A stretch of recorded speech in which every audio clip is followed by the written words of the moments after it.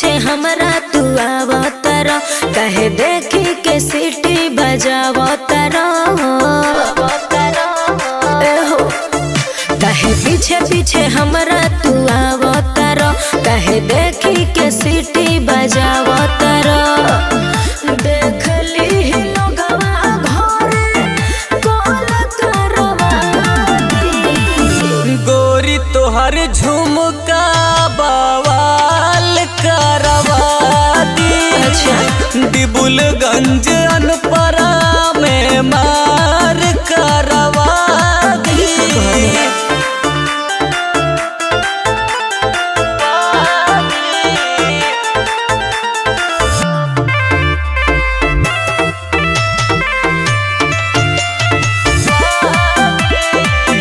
लाफड़ा हो जाई सुन राजा हो।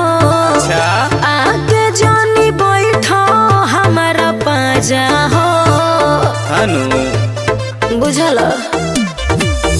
हमारा के अपन बनला ना, ना कोटे में शादी रचलना।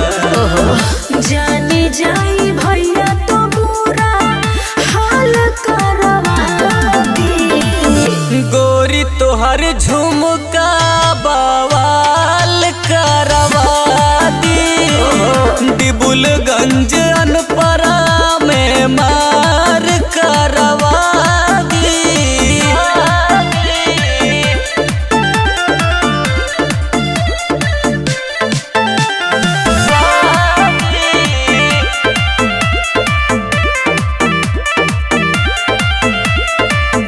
भइल बावे तोहरा प्रेम रोग हो, नइखे मिलन के कोनो जोग हो।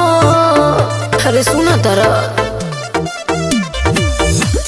लहै सगुन रानी हो कंगना। अच्छा। सर्वजीत बनी है तोहर सजना।